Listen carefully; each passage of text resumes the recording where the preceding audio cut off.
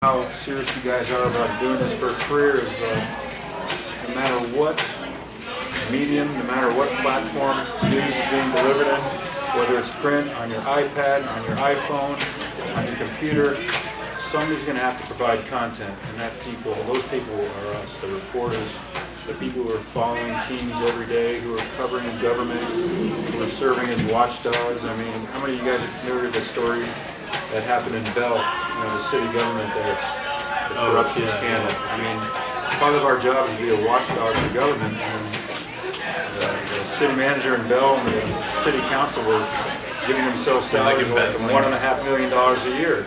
Well, how did that story get out? Because one of our reporters, the LA Times, covers that city, got a tip from somebody, broke that story, became a huge national story.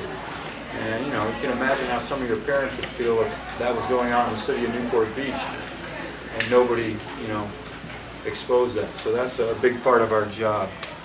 So there's always going to be a need for original content, whether it's a paper like the LA Times, a website like ESPN.com, Yahoo Sports. There's just so many different websites and different potential employers for people to work for. And basically the certain route is, you go to college, you get an internship, start writing, get yourself published somewhere, whether it's a college paper, or a lot of kids who are in high school now are starting websites of their own. And it's pretty impressive, the initiative they're taking. So there's a lot of, even though our business has really kind of shrunk over the last 10 years or so, there's still a lot of opportunities for really good, talented young writers. Because Mike, you're talking about your business as in the print journalism has shrunk, but it sounds like the field of content. There's a lot more opportunities online. There's so many websites. There's like just in the sports field alone. I mean, FoxSports.com, ESPN.com, Yahoo Sports, CBS Sportsline. These websites didn't exist 10, 15 years ago, and a lot of guys who I came up with writing about baseball 20 years ago, Buster Olney, Jason Stark, Tim Brown, all these guys, and then moved on to websites. So there's a lot of opportunity along those lines. My background, I was telling Tim, I basically started this business about 30-something years ago when I was 19. I was up at Cal State Fullerton as a student. I took a sports writing class for the fun of it, and the teacher happened to be the sports editor of the LA Times, Orange County edition. And that summer, I was working as a short order cook at Howard Johnson's in Connecticut, and I get a phone call at work, and it's this guy Marshall Klein, and he says, "Hey, how'd you like to work for the LA Times?" And I looked down at my grease-covered orange jumpsuit, and it took me about 2 seconds to say, "Sure, sounds good." So I started there when I was 19 and basically worked full-time through college for 3.5 years. I covered high school sports in Orange County for like 6 years, so if your parents played high school ball around here in the 80s, there's a pretty good chance I wrote about them. And then I moved to Virginia for about 3 years and covered some sports there, and then I came back to the Times in 1990. Started covering Cal State Fullerton sports for a couple of years, worked on projects and investigative reporting. And then in 1995, they asked me to cover the Angels. So I've done that pretty much ever since, with the exception of 2 years I did the Dodgers. So basically I'm in my 20th year of covering Major League Baseball. What does that job entail? I get tired just thinking about it, to be honest. You may think it starts on April 1st for the season opener, but the fact of the matter is, these days baseball is a year-round business. All winter long there's trades, winter meetings, free agent signings, business of baseball is going on. In the middle of February I go to Arizona for spring training for about 6 weeks. I usually do about 4 to 5 weeks of that. Once the season starts, I follow the team pretty much wherever they go, all over the country. So I'm gone. If they make the playoffs in October, I'll do that. And anywhere from 100 to 120 nights a year, I'm on the road. And then November starts, and it's general managers meetings, winter meetings, and it's pretty much, they try to take a break between Christmas and New Year's, but that's about it. So the gist of my job is, a lot of people, I get a lot of comments on Twitter and emails about how it must be great to just watch baseball for a living. I wish that were the case. I probably watching baseball is probably the least amount of hours of my job is spent watching baseball. And I'm constantly blogging about news that's going on, tweeting about things that are going on, writing stories. I get to the park usually no later than 3 o'clock every day. Spend an hour and a half in the clubhouse talking to players, talking to coaches, meet with the manager. Then I have notes to write, blogs to write, and then the game starts, and I'm pretty much starting my game story. And then I have a 10:30 deadline, an 11:10 deadline. So with any luck, the game's over in 9 innings at 10 o'clock, and I can have some time to write a decent story. The biggest challenge in my job right now is when I first started, I was writing on typewriters. There was no internet. We had one deadline at 10:30. The story would break at noon. We'd report it all afternoon. We'd write it, and then we'd be done with it. Well, now if the Angels make a big trade at 10 in the morning, I've got to have something on the website up probably within 10 minutes. So I'm writing incredibly fast, just getting up a small story, show the story on the web, and then I'm filling that story out for the web for the afternoon, and then I have to recast it for the paper the next day. So it's almost like you're writing a second-day story for the newspaper. So it's a bit challenging in terms of finding different angles for things to write about along those lines. And my job even though the thrust of my job is covering games, I write about the game some, but basically what I'm doing is I'm writing about issues involved with the team, trends that are going on in the team, who's hot, who's not, who's struggling, who's hurt, what they might do in the future, personnel moves, trades. Basically, I want to inform, I want to entertain, and I want somebody who's picking up our paper every day who's thinking to themselves, what's going on with the Angels? If I pick up the LA Times, I'll find out. So it's sort of like, it was explained to me when I started, you're sort of covering, each game is sort of like one episode of a soap opera, and it's a bigger story. And each game I can try to put in the context of a bigger season. Like if you follow the Angels, you'll know in the last 2 Aprils, they've been horrible. The record's been terrible, they've gotten off to awful starts, and it's pretty much buried them. They didn't make the playoffs the last 2 years because of it. This year, they're off to a better start, so that's sort of an ongoing theme. Albert Pujols last year was a mess. He was hurt all year. He was terrible. The big story is how he's bouncing back. And last week, I was in Washington, and hit his 500th home run, so he's doing pretty good right now. So those are the kinds of things we write about. Mainly always trying to spin stories ahead, because most people, by the time they pick up the paper, they know what happened in the game. Not everybody, but most people. You turn on SportsCenter, you see the highlights. You can go on the web and find out a brief summary of the game. They know the final score. They want to know what players thought about certain plays, why the manager took the pitcher out in the 4th inning as opposed to later, why he bunted. So I'm trying to dig below the surface and get at some of the issues facing the team. As I touched on about how my job has changed over the years, it's immense. The pressure of the internet has driven competition for news in our field to a fever pitch. Basically, every story we break now is on Twitter. I don't know if you guys are on Twitter, but if I'm in the clubhouse and I talk to a guy who says, yeah, I went to the doctor today, I had x-rays, my hand's broken. If I have that by myself, I'm going to run out of the clubhouse and get it up on Twitter, and then I've told the world. So, in essence, back in the old days, I'd get a big scoop. Like if I had a pretty good scoop when the Angels hired Mike Socha back in 1999. Well, I think I had it like 5 in the afternoon or the night before. I could write it and it would be in the paper the next day, and then my competition would have to sort of wear it for a day, and they'd come back the next day. Well, now if I have a big scoop, it lasts for about 8 seconds on Twitter.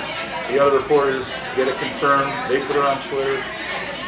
So the other flip side of that is when I don't get a story, I don't have to feel that bad feeling of getting scooped for very long because you can come right back, you know. So Twitter is where almost every story is broken, and then just the constant blogging. That's look at our website. You know, we put a lot of effort into making our website look good, making it user friendly. There's a lot of papers that are very sort of really forward thinking in terms of the website. And a lot of papers are web first, and the print product is second. So the biggest challenge for us is we're competing with websites, but we also have a newspaper to put out. And you know, people in my generation, you know, in the 50s or above, I still like to read a newspaper every day. I like the feeling of it in my hand. I like to have a cup of coffee and read the newspaper. Now, guys your age are probably on your iPad doing the same thing, hopefully. I know my daughter, she's in her early 20s, she reads the paper online. So our biggest challenge is figuring out how to turn that into revenues. Because you know, most of our revenues still comes from print. So we're trying to grow. And you know, our website, we charge a nominal fee of a couple dollars a month. Other papers have tried charging more. The Register tried charging $35 a month. Didn't work. They had to take their paywall down. That's too much. So it's a constant exploration in our field of trying to figure out how to sell ads on the web, how to best monetize the web, is sort of the saying in the industry. Some of the things I liked about my job, there's an adrenaline rush you get when you're at a game and the whole story changed at 10:05, and you got to rewrite your story in 20 minutes. There's an adrenaline rush that comes with that. There's a satisfaction with doing that really well because it's really difficult to do, and it takes a lot of practice and experience. Some of the cool things I've been able to do over the years.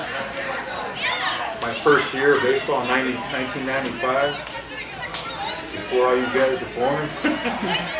We were lucky enough to be in Baltimore when Cal Ripken broke Lou Gehrig's record of the consecutive games, and we were there, sitting down there with Joe DiMaggio, President Clinton was there, almost every whole bunch of celebrities. But were the Angels in that game? Or? Yeah, they were. It was against the Angels. Okay, yeah. Okay. I've covered, I think, 9 or 10 World Series. When the Red Sox finally won for the first time in like 86 years.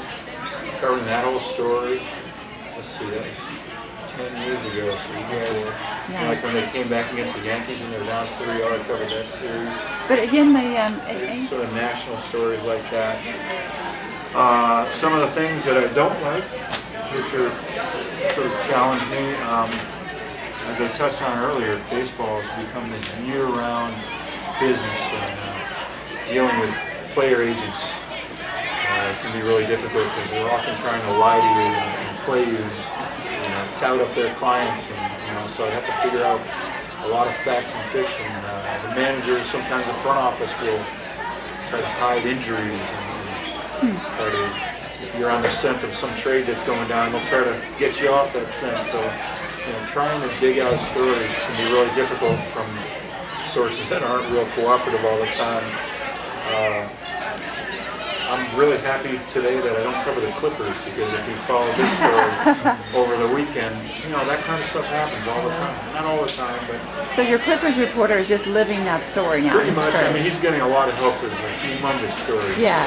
And if a story were that big, I'd probably just be one little cog in the machine of covering it. But there's all sorts of stories that I'm responsible for when we're sitting in the manager's office and we start to hear screaming from the shower area and there's a big fight among teammates. That's happened several times over the years. Okay. Back in 1999, they had a horrible team and they were just fighting with each other all the time. And there was a mutiny where a bunch of players went up to the general manager and complained about the manager. They thought he should get fired. So I had guys on the team who told me about this stuff, so I was able to flush it out. Just guys doing stupid stuff, Yes, the Dodger right fielder got arrested twice for drunk driving. And then there's stories that you just never want to cover, but they happen. One night, Nick Aidenhart, 22-year-old kid, throws 6 shutout innings, and 2 hours later he's dead. killed by a drunk driver, getting that call at 7 in the morning, trying to go to the stadium and keep your emotions in check and cover a story is that tragic to some kind of sensitivity. Those are talking to his parents, trying to interview players who have just lost a teammate or a kid they came up in the minor leagues with. There's all stuff like that. Doesn't happen all the time, but it happens, and you always have to sort of be prepared for it. But those are some of the challenges in my job. So with that, I'd like to open up to any questions. I hope I covered enough.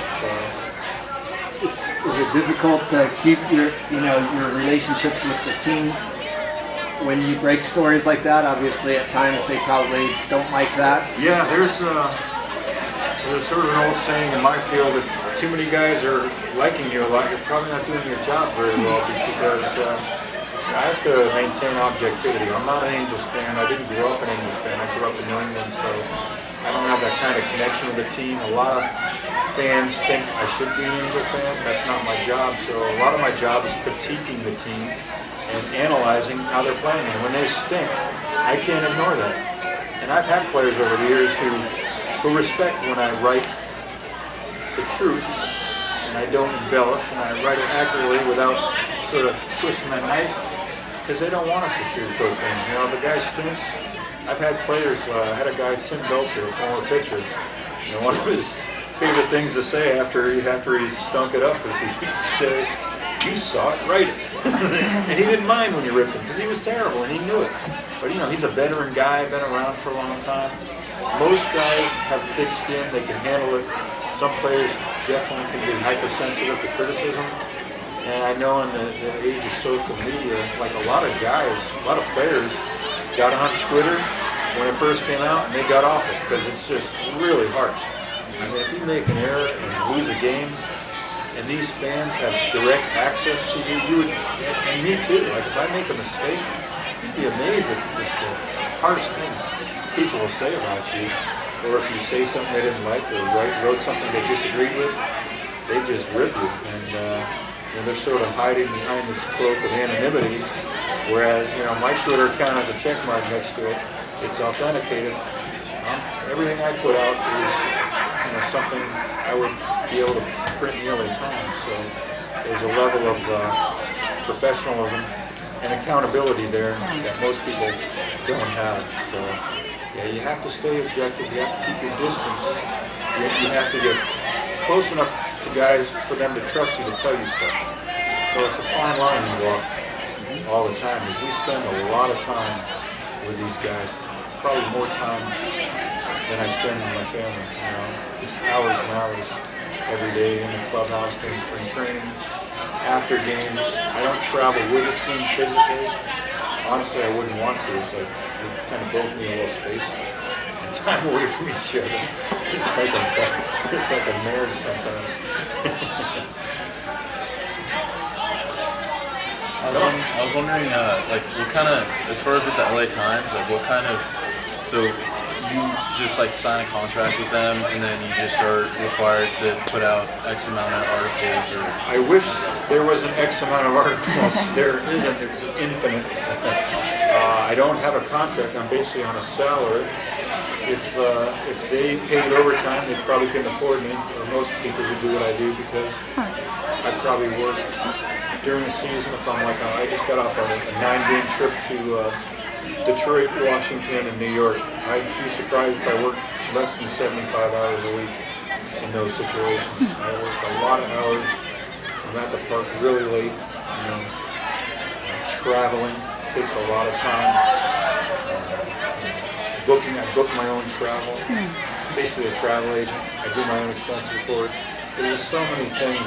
And that's on top of trying to stay in touch with certain sources like scouts during the day, or agents if you have to call them, maybe front office type person, and just doing all the regular interviews. So the number of stories I write is reflected. It's a function of what's going on. I usually write 2 stories a day when I cover the team. But I could write 3 blog posts that day. I could write a story for the web only. There's no limit.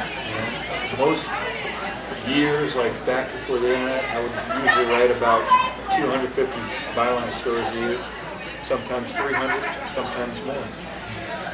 So it's a lot of work. But the paper picks up all your expenses. Oh yeah. So I mean, they've got you. Is it one per team, basically, the LA Times? Yeah, or? we usually have we have a beat writer for most like Dodgers, Angels,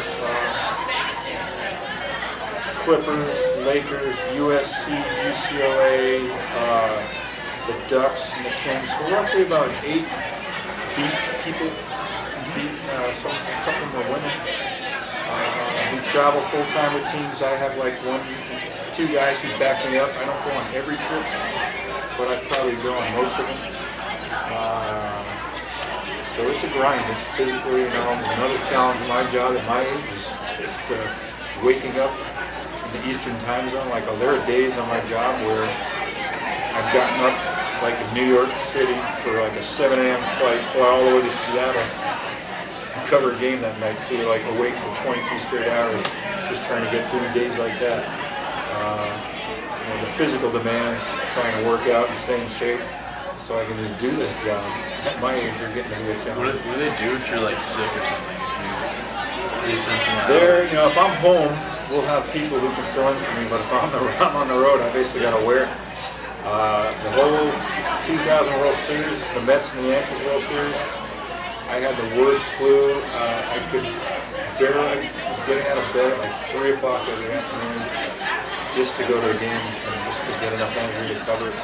But yeah, you just kind of muddle through and fight your way through it and hope you get better and take care of yourself. But yeah, if I'm on the road, unless I'm in like Oakland or Seattle or a place where they can send somebody real quick, if I really just can't get out of bed, I gotta work. And hopefully not get the rest of the team sick. So tell us, with all these years, what, 30 years now? 20 on baseball, yeah, 31. Who is the most famous athlete, man or lady, woman, that you have ever written about? That Well, really impressed you? I never met him personally, but I did the obituary on Ted Williams. I worked on that for like a year. With these really big figures, we actually have to write obituaries on people before they die. It's kind of weird, but it's something we do. Wow, there's pretty much every prominent baseball player from the last 20 years I've probably talked to. So, Derek Jeter, tons of times. Every guy in the Angels, obviously. I've interviewed some presidents. George Bush Sr. was at a game in Fenway Park a couple years That's ago. cool. Clinton's got out a bunch of games I was at. A lot of movie star, actor types who like to hang around the park. Politicians. But as far as baseball players, there's just Hank Aaron I've interviewed, Willie Mays. Guys are in the Hall of Fame, and there's just so many of them. I kind of wish I was able to cover baseball back in the 50s and 40s, back when it was a real newspaper and baseball. The two sport, baseball kind of created newspapers and vice. Kind of had a symbiotic relationship for a lot of years before television. Back in the day, like in New York City, when there were like 15 metropolitan newspapers and they all covered baseball, it's a little different. Riding the trains with the players and stuff like that. So, pretty much any player you can imagine I've probably talked to over the years. When you go to the ballpark early to get the interviews done, is it hard to get one-on-one time with the players when there's so much competition to talk to them? In certain cities, like when we were in Yankee Stadium, we went to Yankee Stadium last weekend, and it was Friday. It was the first game of the series, and there's a lot of meetings for hitters and pitchers the first game of the series.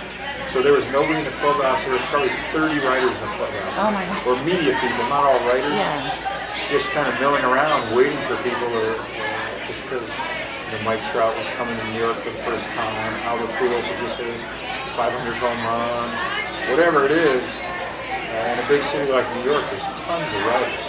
But we'll go to some cities and the 3 people who travel to the Angels, we're the only people in there. Oh, fun. So as long as people are in there, no, it's not hard at all to get one-on-ones, and that's what we try to do, is try to get material that's exclusive, that I get by myself, that you can only read in the LA Times or on our website. That's sort of the big challenge of trying to come up with new stories and new ideas and new angles that haven't been written about.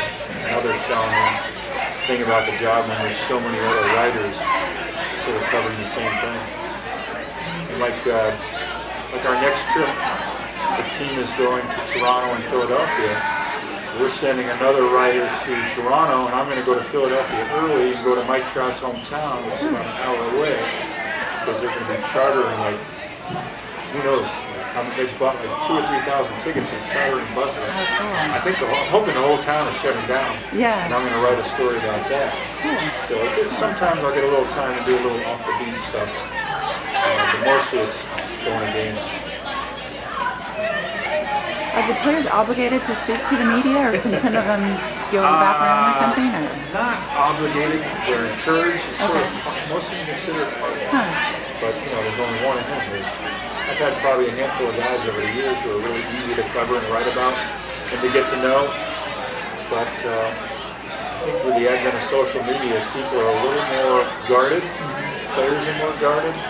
They don't want to say anything stupid because, if you go up and ask, certain players how they really felt about maybe having a teammate who was gay and was out, if they really told you how they felt, you might not want that out there because there's a lot of dinosaurs. There's a lot of it's just it's so easy for guys to slip now, and if they say something stupid and it gets out, it can cost them millions in their next contract. Or they lose their NBA Or team. they lose their NBA team. That is an extreme example Do you of what think can happen. that's why one of the reasons I wanted to come here and ask, what do you think about the decision of a private conversation being taped without permission, making its way out there, having the repercussions that it does so far? It's kind of spread to other sports and probably very quickly. That story was broke by TMZ, and they're different. They're not a mainstream publication. They probably paid whoever gave them that a large sum of money. Yeah. There are websites, gossip websites that do, when you hear about it. But there's only one of them. I've had probably a handful of guys over the years who are really easy to cover and write about and to get to know. But I think with the advent of social media, people are a little more guarded. Players are more guarded. They don't want to say anything stupid because, if you go up and ask, certain players how they really felt about maybe having a teammate who was gay and was out, if they really told you how they felt, you might not want that out there because there's a lot of dinosaurs. There's a lot of it's just it's so easy for guys to slip now, and if they say something stupid and it gets out, it can cost them millions in their next contract. Or they lose their NBA Or team. they lose their NBA team.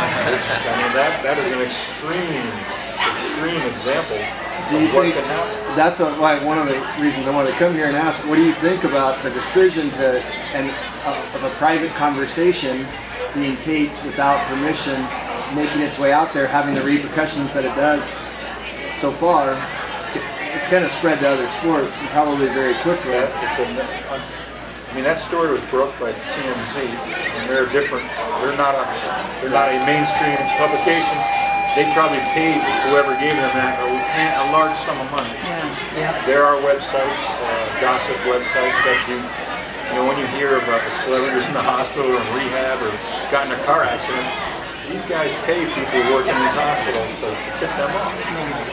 We don't do that because we're trying to be a reputable news gathering source, but we couldn't do that. We couldn't put a surreptitious reporting on Donald's story. That would be against journalistic ethics. We always are supposed to tell people we're reporting them. When I'm in the clubhouse, I have a digital voice recorder. They always know it's on. Sometimes they say off the record, and if they say that's not for publication, I won't put it. If I do print it, that's how I lose trust. That's how people won't talk to me. Yeah. And I've gotten called into the manager's office several times over the years for criticizing moves he's made. But as long as I give him a chance to defend himself, he's usually okay with it. Because you develop thick skin. So, do you think they should keep Mike Scioscia, depending on the season? If they don't make the playoffs, do you think they should keep Mike Scioscia? You know what? He still has 4 more years on his contract. There are other. I mean, do I think? It's really not for me to say. To be honest, I really don't. Not that I don't care either way, but it's not for me to say. My job is to report how he's doing as a manager. If he screws up, and I think he screwed up, I'm going to write it. But for the most part, he's done a fairly decent job. A lot of it, the problems fall on the general manager, some of the moves they've made. I mean, look at all the pitchers they signed last year. I mean, not one of them can stand out. Do you pin that on the manager? The other factor, sort of beneath the surface, is you have an owner who's very hands-on. He gave the manager this 10-year contract. If he fires him, he's admitting failure. He's admitting he made the wrong choice. So he has a huge ego. Is he going to do that? Probably not. Still, when you look at his body of work, he won a World Series, he made the playoffs 6 times, whatever. He still does pretty well. So I can't say whether they should or not. I don't really have a strong opinion.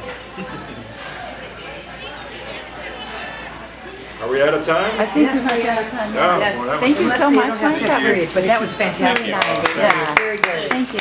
Good luck. I'm one hand clapping. Yeah. What'd you do? Rotator cuff surgery. I had that 15 minutes ago. He's our very wonderful athletic director.